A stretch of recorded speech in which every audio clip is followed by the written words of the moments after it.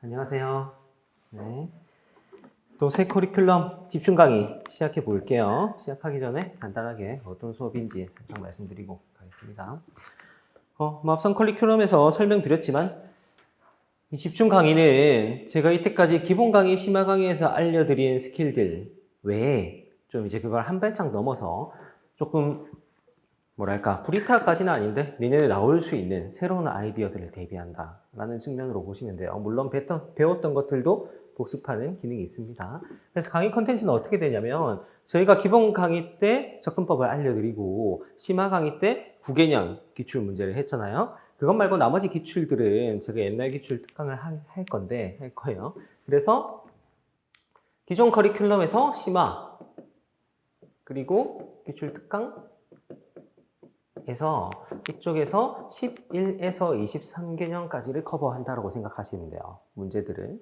그리고 그 다음에 이제 집중 강의에서는 여기서 안 했던 옛날 행시 얼마나 옛날입니까? 11년 전에 10년부터 그 이전, 그러니까 06부터 시작해가지고 10년까지 그 이전 기출 문제는 11년부터랑 기조가 확실하게 달라요. 출제된 유형도 다르고 출제된 스타일도 다르고 그렇지만 그 안에서도 요즘에도 줄 수 있는 함의를 가진 문제들이 있어요. 그래서 그런 것들만 좀 골라서 여러분들의 단거나 부담을 줄여주고자 하는 게 강의의 목적입니다. 그리고 나머지는 중요한 순으로 보면은 옛날 행시, 그 다음에 7급, 그 다음에 입시, 그 다음에 민경채 순이라고 할 수 있을 것 같아요. 근데 이제 민경채는 없는 거나 마찬가지니까 그래도 옛날에 민경채 문제들이 쌓여 있으니까 이 4개, 그러니까 수업에서 다뤘던 11년에서 23년 행시 기출 말고 다른 모든 기출 문제에서 제가 볼 가치가 있다고 생각하는 문제들만 모은 강의예요. 그 볼 가치라는 거는 어떤 의미냐면은 어려운 문제를 말하는 게 아니라 내년 시험에 언제든지 나와도 이상하지 않다라고 생각하는 아이디어들 그런 것들을 모은 겁니다. 난이도 불문, 쉽든 어렵든 내년 시험에 나올 가능성이 있다. 혹은 우리가 배웠던 거를 약간 한 발짝 나가서 응용하는 문제들이다 라고 생각하는 것들만 모았어요. 사실 제가 그 기본 강의, 심화 강의를 하면서 기본 심화까지는 제가 항상 강조를 드리는데 집중 강의에 대해서는 별로 언급을 안 하는 게 여러분 수험 부담 때문이에요. 그러니까 이제 너무 어떤 제가 모든 강의를 다 들으라고 하면은 여러분들이 부담스러울 수 있잖아요. 공부할 게 꼭 자료성만 있는 건 아니니까. 그래서 이제 언급을 잘 안 하는 거지 이 수업 자체는 전 상당히 많이 도움이 되는 수업이라고 생각을 합니다. 그래서 학생들이 이제 수강 후기나 어떤 리뷰 같은 걸 봐도 집중 강의가 많이 도움됐다는 후기가 되게 많아요. 그래서 여러분들한테 짧지만 좀 되게 알짜배기로 모은 거기 때문에 행시 기출 이런 해설 같은 거는 많이 빼먹을 수가 없잖아요. 여러분들한테 사소한 문제라도 다 해야 되니까. 이 문제들은 좀 알짜배기만 모은 거기 때문에 여러분들이 좀 압축적으로 배워가기 좋은 그런 수업이라고 생각하시면 됩니다. 그래서 여러분들이 모든 문제를 다 풀고 이것도 다 풀고 옛날 기출도 다 풀고 하면서 그거를 여러 바퀴 돌리는 건 어려우니까 제가 추천드리는 거는 이 최근 기출 10개년에서 12개년, 13개년 정도 기출 문제 그 정도를 메인으로 해서 이제 다른 기출들은 이 집중 강의 교재 오늘 나눠드린 이 교재만 해도 100문제가 좀 넘거든요. 한 105문제 정도 되는데 이 100문제 정도만 해도 여러분이 충분히 커버가 될 것이다 라고 생각해요. 그래서 메인 플러스 알파라고 생각하시고 준비를 해주시면 되겠습니다. 네. 그래서 여러분들이 할 일은 이제 시험 칠 때까지 기출문제의 관점에서는 이것과 이것을 좀 반복해서 3번 이상, 3-4번은 풀어주시길 추천드릴게요. 자, 그리고 날씨도 별로 안 좋고 한데 수업 시작하기 전에 여러분들한테 저희 언어 강사님, 신성우 선생님 있죠? 뭐 들으신 분도 계시겠지만 신성우 선생님한테 제가 그 신성우 선생님이랑 이렇게 공식 팀은 아니지만 어쨌든 팀을 짜서 일을 하고 있어요. 같이 좀 외로우니까 같은 공무원 출신 선후배로서 서로 이제 공감하는 부분도 있고 통하는 부분도 있어서 같이 강의를 하고 있는데 항상 이제 과목은 3개인데 왜 멤버가 2명이냐 라고 생각을 해서 멤버를 하나 더 영입을 했습니다. 신성우 조훈의 도약이라는 브랜드로 이제 하고 있었는데 멤버를 영입해서 도약이 반응 좀 해주세요. 죄송합니다. 도약이라는 고양이를 입양을 했어요. 사무실에. 그리고 저희 사무실에 입양을 해서 제 고양이가 아닙니다. 신성우 선생님의 고양이로 책임을 확실히 했어요.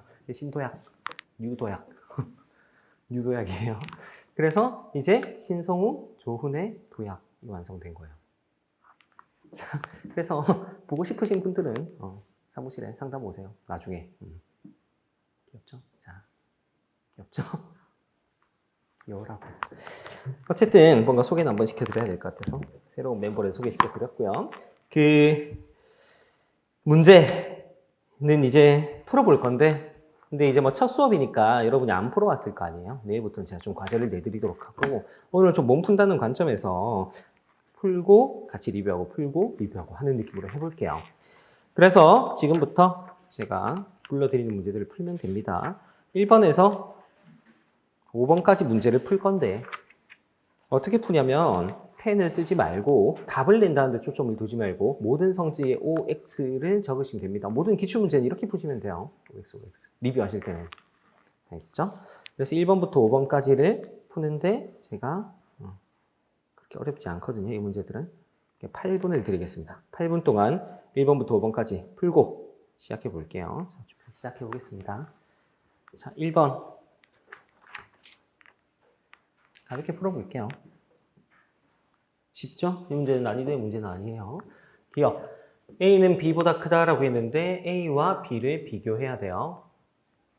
근데 A가 없잖아. 없으면은 어떤 제약을 통해서 구할 수 있지? 라고 생각할 수 있어요. 그러면은 뭐 반별 평균이 있는 것도 아니고 남학생별 평균이 있는 것도 아니고 전체 총점이 있으니까 이걸 통해서 구할 수 있겠죠. 그리고 쫄지 말고 구할 수 있는 게 총점밖에 없다고 생각하면은 바로 기계적으로 계산에 들어가야 돼요. 그래서 뭐 예를 들어서 이 365인데 6.5 이런 게 좀 안 예쁜 수잖아요. 6.5에 10명이 65를 제거하고 이거 두 개 합쳐서 300이 되게 만드는 경우를 생각하면 되죠. 65 없애고 300이 되는 경우를 만들려고 하니까 6자리가 50만큼 있으면 300이에요. 근데 지금 6자리가 35만큼이 있는 거야. 그럼 15명이 딱 6이 되면 맞는 거죠.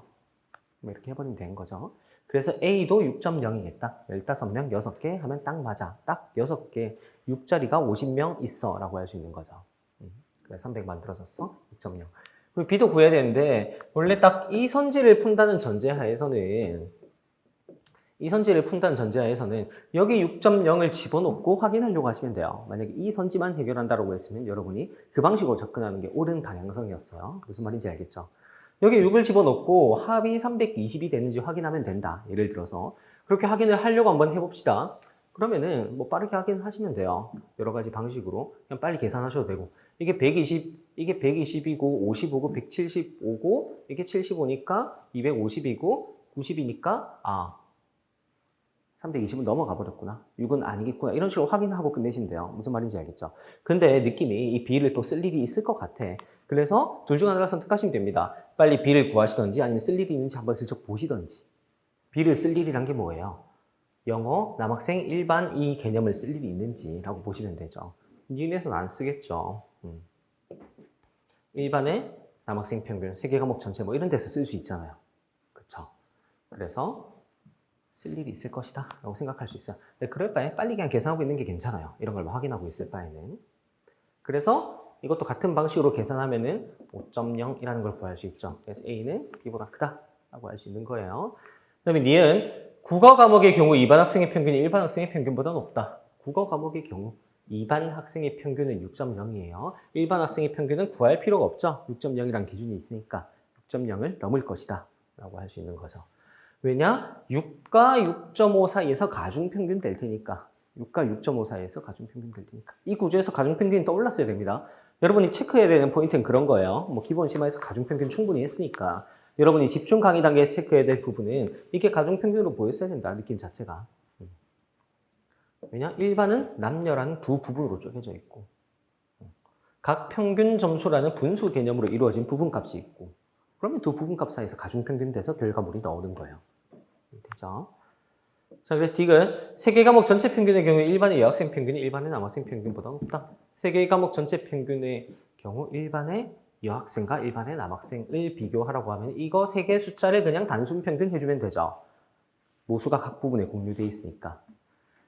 이 전체 평균이라는 건 국어, 영어, 수학의 가중평균 된 결과지만 모두 20명이 각자 다 공유되어 있기 때문에 그냥 단순 평균 해준다고 생각하시면 돼요. 근데 평균 할 필요도 없고 5.0이니까 수치 배열만 봐도 이게 작다라는 게 바로 따로 보기로 바로 보이죠. 그렇게 잘 해결하셨으면 됩니다. 리을, 전체 남학생의 수학 평균은 전체 여학생의 수학 평균보다 높다. 전체 남학생의 수학 평균은 전체 여학생의 수학 평균. 남학생의 수학 평균, 여학생의, 이거구나. 죄송해요. 남학생의 수학 평균, 여학생의 수학 평균. 여학생 평균이 이것도 마찬가지로 10명, 15명을 모수로 해가지고 5.0, 5.0 사이에서 가중평균 되고 5.6, 6.0 사이에서 이걸 모수로 가중평균 되는 거예요. 이런 구조로 보이셔야 됩니다. 보이셨어야 돼요. 그래서 여학생 평균은 5.0이고 남학생 평균은 5.0을 넘을 것이다. 얼마인지는 모르겠지만 구간이 5.0에서 6.0 사이니까 이렇게 해결하셨으면 됩니다. 체크해야 되는 포인트는 뭐 하나라도 여러분이 평균값을 구하려고 했으면 당연히 잘못 푼 거고 어떤 절대적으로 평균을 모수로 활용해서 뭔가 구하거나 총점을 구하거나 하려고 했으면 잘못 구한 거고 그게 아니라 가중평균 구도로 내가 바로 보였는지 당연하게 생각이 됐는지 이런 걸 체크하시면 됩니다. 난이도가 너무 쉬운 난이도예요. 넘어갈게요.